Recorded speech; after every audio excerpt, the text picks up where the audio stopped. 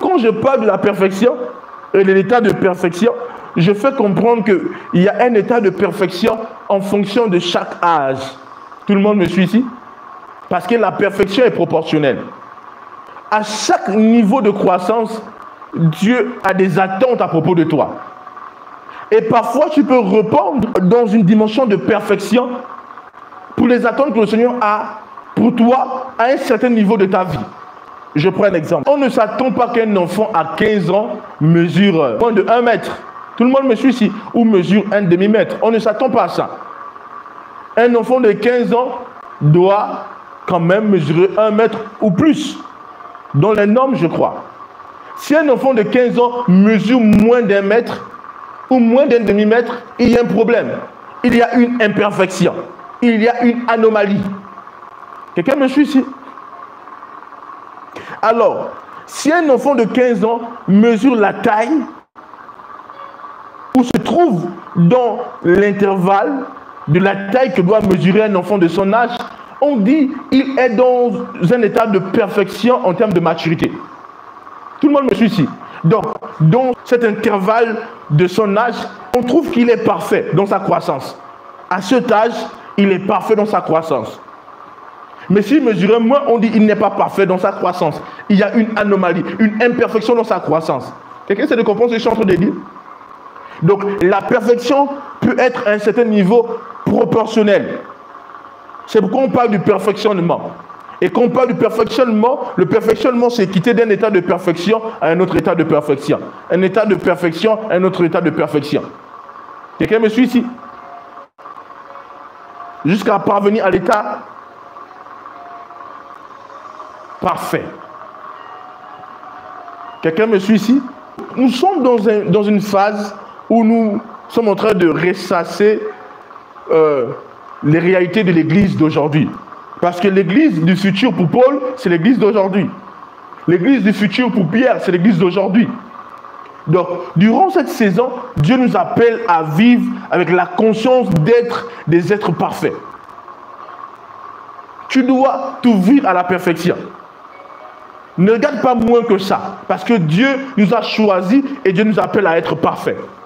Il dit, soyez parfaits comme votre Père Céleste est parfait. Alors, donc, une des réalités que Paul a attrapées sur l'église de la fin, c'est une église parfaite. Et qui dit église parfaite, dit chrétien parfait. Enfant de Dieu parfait.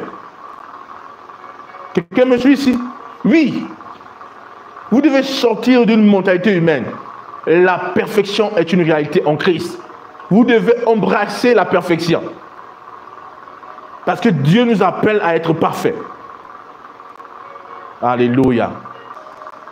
Ce n'est pas le prophète Élisée Amos, le fils de Dieu Élisée Amos, qui essaie de parler de la perfection. La parole de Dieu nous parle de la perfection. Et notre Seigneur nous dit, soyez parfaits. Pendant que les hommes disent que la perfection n'est pas humaine. Oui, elle n'est pas humaine, elle est divine. Et nous ne sommes pas des humains, nous sommes des dieux. Alors nous sommes parfaits. Alléluia. Le Seigneur ne peut jamais te demander ce que tu ne peux pas être. Il ne peut pas s'attendre quelque chose venant de toi qui sait que tu ne peux pas atteindre ou que tu ne peux pas donner. Si le Seigneur dit soyez parfaits, c'est parce qu'il sait qu'il nous a appelés à être parfaits et que nous pouvons être parfaits et que nous devons être parfaits. Alors ouvre-toi la perfection. Pendant que les hommes disent, ah tu sais, aucun homme n'est parfait. Oui, aucun homme, mais nous ne sommes pas des hommes, nous sommes des dieux. Alors nous sommes parfaits. Et n'oubliez pas, en Christ, nous devenons ceux en quoi nous croyons. En Christ, nous accédons à des dimensions par des confessions, par la déclaration. Quand tu dis je suis parfait, tu te propulses sur la dimension de perfection. Si tu ne le dis pas, tu ne pourras jamais être parfait. Mais plus tu le dis, plus tu le déclares, tu es introduit de la dimension de perfection. Tu es emmené de perfection en perfection. C'est ça la réalité en Christ. Alléluia. Donc ouvre-toi à la perfection.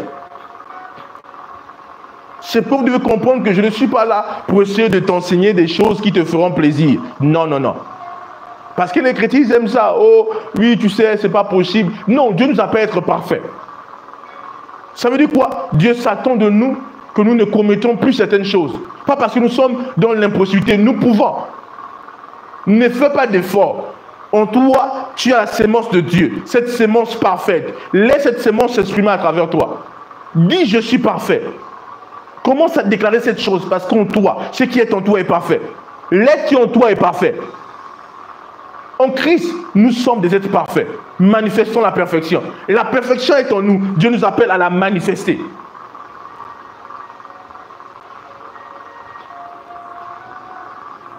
Gloire à Dieu. Gloire à Dieu. La fertos kamana adalwa. Maru sabraktayin falash. Les grâces chalamando kuste. Écoutez, même les hommes ordinaires ont atteint à certains moments des seuils de perfection, à un certain niveau. Si vous vous déplacez, vous allez à la boutique, vous achetez 2 téléphones de même marque, 2 iPhone 7, vous allez voir que c'est identique à la perfection.